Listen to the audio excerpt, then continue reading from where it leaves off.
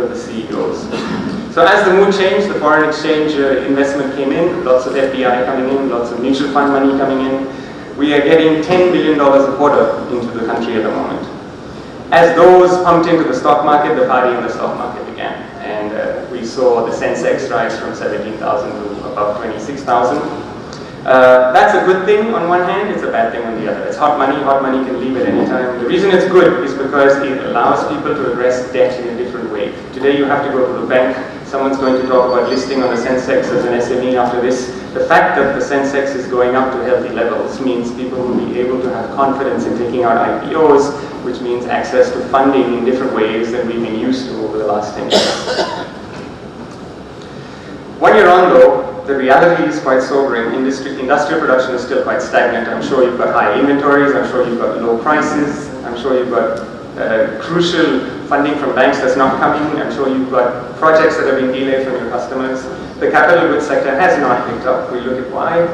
And non-food grade credit, which is the credit you get, which is the credit the aviation industry or the infrastructure industry gets, is at an average of 8.6%. This is the lowest it has ever been in the country, or at least in the last 20 years. Just as an example, when non-food credit grows from 14 to 16%, you get growth of between 4 to 8%. Credit needs to grow to 25%. It needs to grow by 25% for us to get what the present government is targeting in terms of GDP growth of 8%. This is the headline from the Times of India just 1 month ago, talking about how credit growth dropped to an 18-year low. Now, it's dichotomous, everyone's feeling very happy, and yet when you look at the indices are a little bit weak. So it's not really a steaming recovery. Credit for home starts is low, credit for cars is low. There has been a moderate recovery in the CV segment, commercial vehicles, so that's good. That means that goods are starting to be moved. Growth in personal loans is low, but that's because interest rates are still not at a level that is sustainable. And real estate really is where most people are putting their money. Money is going into non-productive assets. It's going to gold, it's going into real estate, which means these prices go unreasonably high for most people not to be able to afford them, especially in cities like Bombay where you pay 25 to 30 crores for an apartment downtown. But the future looks encouraging. Let's look at a few green shoots. I've given you the gloom and doom. Now let's look at what's really happening in the economy in terms of what we can hook onto to have this positive ambience of hope for the future. The first thing is that port traffic is up. No matter which port you look at in India, port traffic is up, which means goods are moving, goods are being exported, being imported, things are happening in the economy in a small way. And secondly, the bond market is easing. Bond market's easing means confidence in what the government's doing in India, which means access to good, cheaper funds for the government, which means the government can invest in infrastructure, which ultimately sends the loop of the economy growing. What else is happening? We know inflation is down, that's geopolitics. Construction prospects look extremely exciting, more so than we have seen in the last 6 years. What is that big yellow square there? It's tenders being issued, projects being costed. It means companies that are looking at doing projects. Corporate debt restructuring has slowed. It's almost stagnant at the same level that it was 1 year ago. And the bottom left, you can see the external account are now, our current account deficit is more or less under control. What you see there is red is our services exported, and what you see as yellow is our goods being imported. And this is the point that I was making about Make in India. As a country, India is good at innovation, and I completely agree with the innovation share. We're good at doing the small, one-off projects versus China is being able to do cookie cutter 1 million. India is not good at the 1 million because we don't have the economies of scale to get to what China does. We're good at the innovation. Yet, innovation will come through a linkage of services to manufacturing. It will come through a linkage of innovation to manufacturing, not just in being a hub globally. We will be the hub globally for small cars, of course, because we have the scale for it, but in all the other industry opportunities that India has, it comes from linking services, innovation back to manufacturing, and I've yet to see that from the Make in India campaign. So what should you expect? This new government is actually doing things quite intelligently. Unlike the previous 5 years where it was about MREGA, it was about paying you 250 rupees a day to clean to sweep the highway. This government is about moving away from subsidies and handouts and creating jobs and investing in infrastructure. You can see that already. They're shifting CapEx-based programs into agriculture, into schooling, into energy, into entrepreneurship. There's a mechanism for state and central governments to actually have a cohesive policy rollout. And finally, all laws are being eliminated. There's over 150 laws that are under review right now. You can expect that technology will be used for tendering. You can expect a simplification of procedures. You can expect much more transparency. And you can expect that there's going to be auctions, unlike what used to happen with coal and telecom before. However, in my opinion, 5 things need to happen with this government in the first 5 years in order for us as a community, SME and large manufacturers, to be able to see this good times come back to us again. And the 5 are a change in fiscal strategy, a relook at our banking sector, some major policy reforms, major investment in infrastructure, and a creation of jobs for all the young Indians who are coming out of university. And I'll talk about these in a little bit of detail. First is the fiscal strategy needs to be flipped. You'll see that the yellow line on this graph represents revenue spending by the government, and the red line constitutes how much of that went into capital investments for infrastructure. So most of the money went to NREGA, most of the money went to keep people happy, rice cookers, free TVs. It didn't go into investment in this infrastructure in the country. And that needs to change. The fiscal deficit today is 4.6% of GDP, but that's 50% of the revenue of the government, which means a full 50% has to be funded. The government has recognized this problem, I think, and you're seeing that they are trying to pare that down. They're inviting you not to take the subsidies for LPG if you can afford it. They created a rural bank, which will give banking access to everybody, which means savings can come back to the government. So there's a lot of things that they're doing. There is a recognition that there is no free lunch. We've had 10 years of trying to pretend that there is. The second thing we need to do is address the banking sector. The dubious loans that we have today, the 2.7 trillion, which is 12% of the total credit, needs to be looked at. If it's not, deserving borrowers such as yourselves don't get access to funds because the banks are sitting on non-performing assets that don't allow them to loan you the 1 crore or the 10 crore that you need every year to keep your companies going. The second part of the same challenge is to increase intermediation. The term intermediation really is quite simple. It's about linking people's savings to the loans that banks give out. And today the problem is, if you can see the bottom graph, the yellow represents non-productive savings. They're physical savings of people. These are savings in gold. These are savings in real estate. These are savings under the mattress. The red represents what's in the bank. So the bank does not have access to India's savings today, which means that they can't loan money to infrastructure companies to make infrastructure. They can't loan money to SMEs. And that needs to change. You see the numbers here. In the last 5 years, we needed $182 billion in investment, and only $90 billion could be loaned. In the next 5 years, to fund the government's plan, we will need $700 billion. And that can only come partly from overseas, partly from bonds, but partly from restructuring how people save in India and giving them confidence in the mechanism to save. You'll see aggressively what the government has done in the latest budget in making sure that your PAN card is used at most transactions is part of doing this. We need some policy reforms. We need land acquisition reforms, labor law reforms, taxation reforms, approval in FDI in crucial sectors including retail, defense, and we need more ease of business-related reforms. You cannot have 37 licenses to set up a shop and 100 licenses to set up a small factory.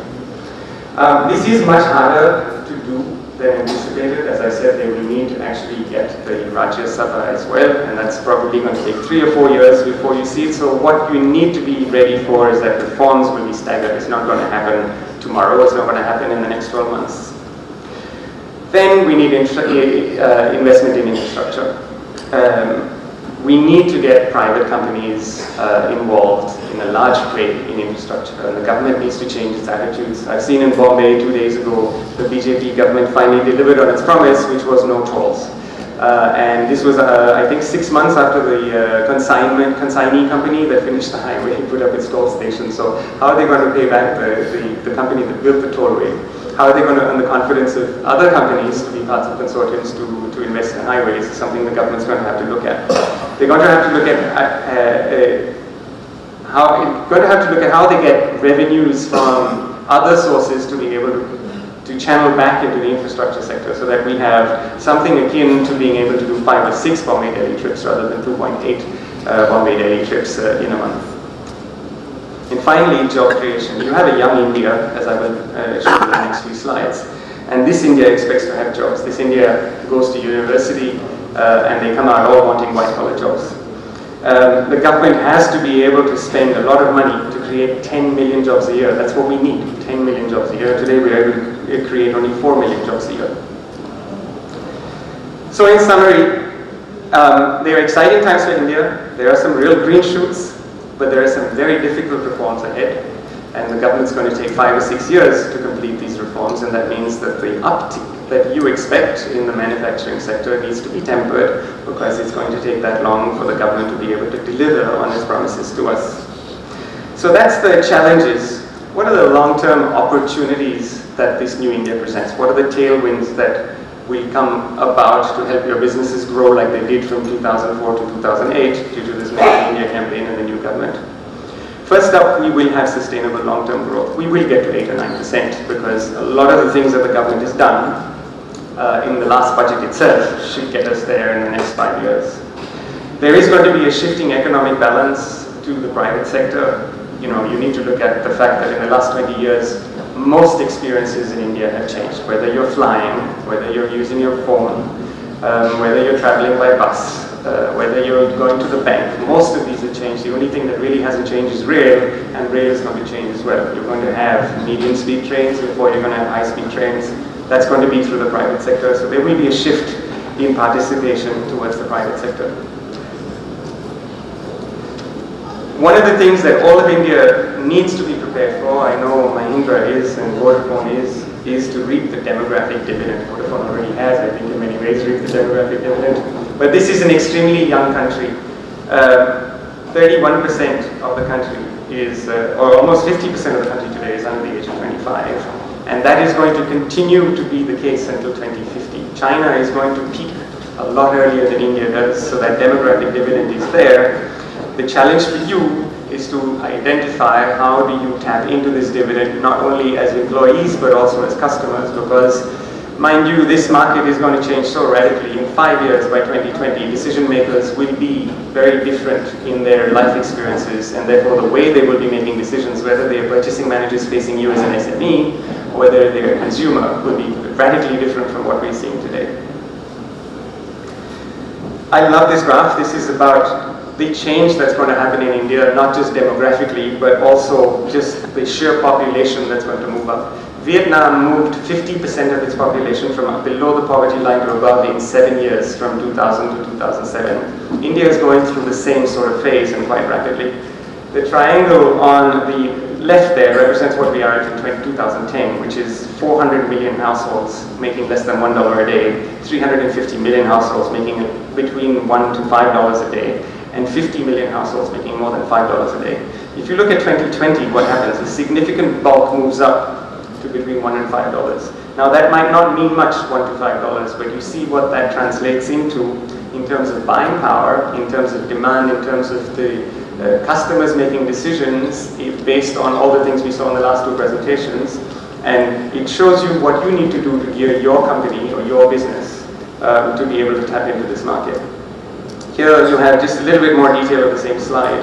In 2010, you have about 22 million households that have lots, and 50 million households that have more, and about 100 million households that have some. In 2020, that changes to about 12 million households that will have all, and these are the households that will be driving the E-Class Mercedes-Benz. You have 44 million households that have lots, and these are the ones that will be targeted by all of the electronics companies, all of the Indian automotive companies. You have 80 million households that have more. If you see what that means in terms of representation of demand, there's going to be a significant demand which is sustained by India itself for products that will be demanded in the homes and the lives of these people. Just one more thing I want to show you. If you see in this column here, you've got the household per capita income of $50,000 versus $180,000, and what that does is account for the grey economy. And again, it shows you how much is being kept in mattresses, how much is being kept unofficially by the country, and how that needs to be translated into the number here of $80,000. Finally, the consumer story is very strong. Incomes will quadruple. That is is putting a lot of money in the hands of your customers. There will be a new class of aspirers. However, this class of aspirers is an Indian class of aspirers, and they will therefore demand frugal innovation, a theme that's coming right through this conference continuously. There will be a generation that will skip a generation of technology. You will have Indians who move straight to mobile. They've not gone from the ambassador or the cycle or the turn phone. They've gone straight to mobile. They've gone straight to unique IDs, not talking about PAN card or ration card. And the rural India, urban India, the Bharat-India divide will no longer be one of opportunity. It will be one of go-to-market for every company that wants to do business in India. This last graph here is telling. This is a mobile industry graph, the one on the left. It shows you the mobile penetration in India today, 900 million handsets in a population of 1.2 billion. So the hardware play is over, the software play is on. And it kind of explains why every day in the Economic Times and the Business Standard or the Hindu Business Line you see, $1 billion, $1 billion being invested in app companies, whether they're Flipkart or whether they're Housing.com, because the play in the future is going to be here. It's about technology making our lives simple. It's about technology translating into everything you do. It's about making dumb equipment smart. It's about finding easy ways to do things. And that's going to be the opportunity. The early adopters are making billions already, but that is really going to be the opportunity of the new India. That's it, ladies and gentlemen, for me. I think the possible impact is you need to find ways to get beyond your everyday challenges.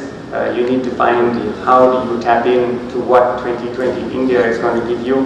And it's going to give you a population base with a lot of money and a lot of expectations and a lot of competitive nature in making its decisions, being ruthless in the way they decide.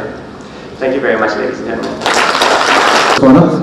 And for the record, you are our A-list guest of honor. Do forgive our French a little bit, it's a little incorrect French. Merci, monsieur.